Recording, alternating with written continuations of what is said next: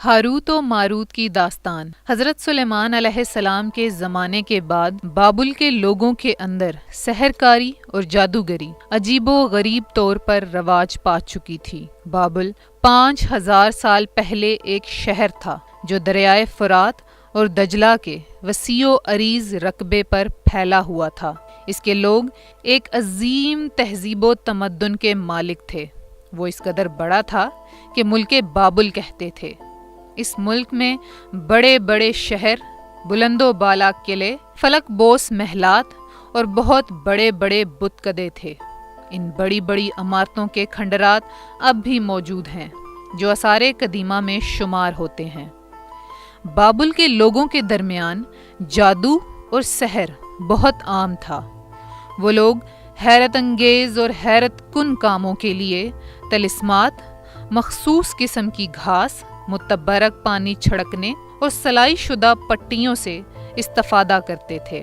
تاریخ سے اس بات کا استفادہ ہوتا ہے کہ حضرت سلیمان نے بابل کے لوگوں سے جادوگری کے بارے میں لکھی ہوئی تمام تحریریں اکٹھی کر لیں اور حکم دیا کہ ان کاغذات کی مخصوص جگہ پر حفاظت کی جائے۔ ان کی حفاظت کرنے کا حکم اس لیے دیا تھا کیونکہ ان کاغذات پر ایسے مفید مطالب بھی درج تھے جن سے جادو کا توڑ ہو سکتا تھا۔ حضرت سلیمان علیہ السلام نے یوں سحر اور جادو کو نابود کرنے کا اقدام کیا تھا، لیکن ان کی وفات کے بعد کچھ لوگوں نے ان کاغذات کو باہر نکالا اور سحر کی تعلیم دینا شروع کر دی۔ یوں سحر اور جادوگری کا بازار دوبارہ گرم ہو گیا۔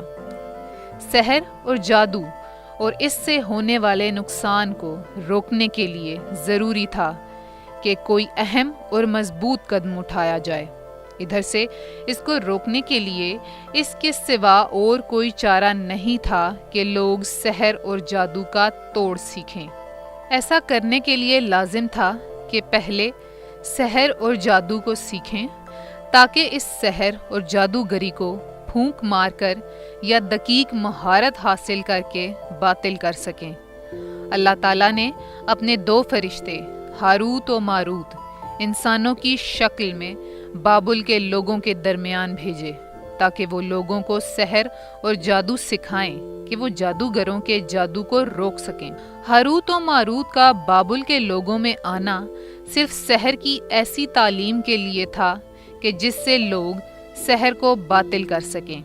اس لیے وہ جسے بھی سحر کی تعلیم دیتے اور کھل کر کہتے، ہم تمہارے امتحان کا وسیلہ ہیں، پس کفر اختیار نہ کرو۔ لیکن ان لوگوں نے ہاروت و ماروت کی تعلیم سے غلط فائدہ اٹھانا شروع کر دیا اور سحر اور جادو کے ذریعے لوگوں کو نقصان پہنچانے لگ گئے، میاں اور بیوی کے درمیان جدائی ڈال دیتے۔ اس غلط کام پر اللہ تعالیٰ نے ان کی سخت سرزنش کی۔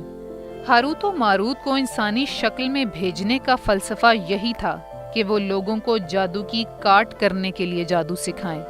اس مقصد میں انہیں کامیابی بھی نصیب ہوئی، اگرچہ بعض افراد نے مثبت عمل سے غلط فائدہ بھی اٹھایا ہے۔